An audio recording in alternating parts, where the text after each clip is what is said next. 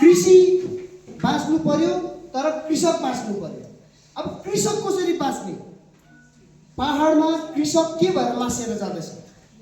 मेरो आमाले 4टासम्म गाई पालेको हो। आज मेरोमा एउटा गाई पनि छैन। हेर्नुहोस् है, मेरो सत्य कुरा हो, मेरोमा एउटा गाई पनि छैन। मेरो आमाले 4टा गाई पाले। त्यति बेला हिमुल भन्ने संस्था थियो। हिमुल भन्ने संस्था हाम्रो राङमालको मान्छेलाई सबैलाई याद छ होइन? यो एरियाको मान्छेलाई सबैलाई याद छ। हिमुल भन्ने संस्था थियो। त्यो हिमुल संस्था उडेर गयो। जस्तो अमुल डायरी छ, त्यस्तो हिमुल संस्था थियो जो अहिले यहाँ तल खोप्रेलमा त्यसको एउटा फ्याक्ट्री छ अथवा छैन, त्यो थियो। त्यो हिमुल उडेर जाने बित्तिकै कृषिलाई 99% कृषकलाई एफेक्ट भयो। त्यो एउटा कुरा हो। कृषक मासिनुको कुरा पनि त हुन्छ नि त। कृषक चाहिँ कसरी मासियो त? मेन कुरा हिमुलै छैन। अब अहिले हेर्नुहोस्, दुध हाम्रो एरियामा कलेक्सन पुरा हुन्छ, लगेर बेच्ने काम। दुध मात्र बेचेर त्यसको समाधान कहिले पनि हुँदैन।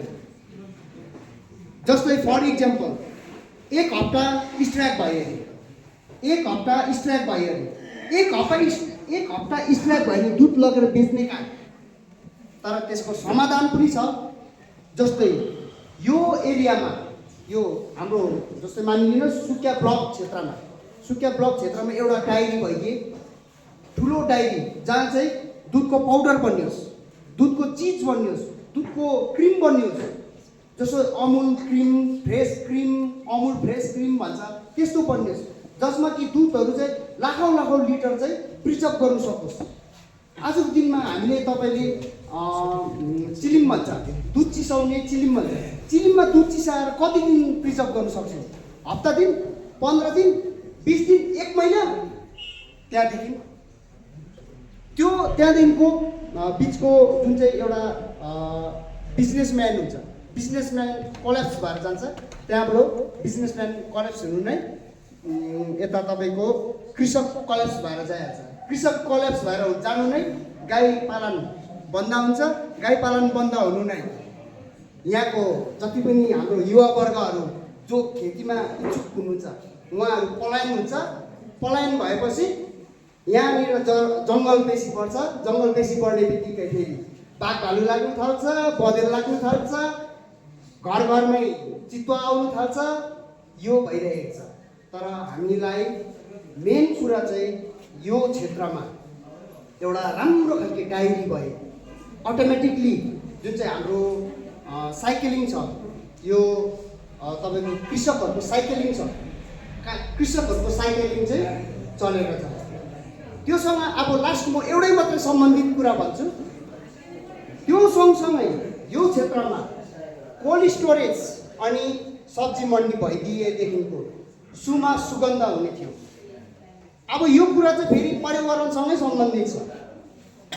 यो कुरा चाहिँ किन पर्यावरणसँग सम्बन्धित छ भनेदेखिको लिएर, यदि हामीले कृषक गर्ने बित्तिकै सब्जी त उगाउनु पर्यो, उमार्नु पर्यो।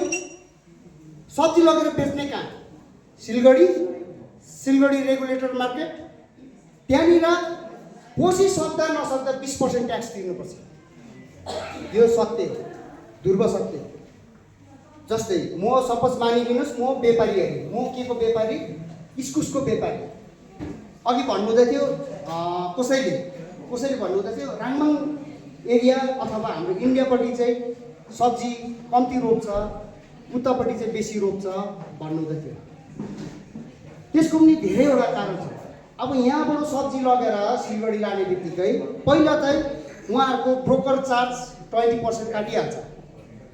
यथार्थ कुरा, ओपन काट्छ, उहाँहरूको नियमै छ त्यो। मैले सपोज मानिलिनुहोस् इस्कुस 20 रुपियाँ केजी लगेको छु, उनीहरूलाई मतलब हुँदैन कि त्यो इस्कुस 20 मा बेच्नुपर्छ या 25 मा बेच्नुपर्छ या 15 मा बेच्नुपर्छ। उनीहरूलाई खालि मतलब छ 20%। अनि उहाँहरूले मनपरी दाममा बेचिदिन्छ। मनपरी दाममा बेचिएपछि फेरि अब यता ब्यागमा फर्केर आउनुभयो भने फेरि मर्ने किसानै हो। व्यापारीले किसानलाई मार्छ, किसान आफै मर्छ। भनेपछि हाम्रो यो जग्गामा एउटा राम्रो खालके डायरी है, जसमा कि त्यसले चाहिँ दुधको चाहिँ पाउडर बन्योस् या चिज बन्योस्, तपाईँको कमसेकम 10 किलो दुध प्रिजर्भ गर्यो भने, चिजमा कन्भर्ट गर्यो भने तपाईँको 1 किलो जस्तो चिजमै त्यो प्रिजर्भ भएर बस्छ। एउटा चिजलाई 1 वर्षसम्म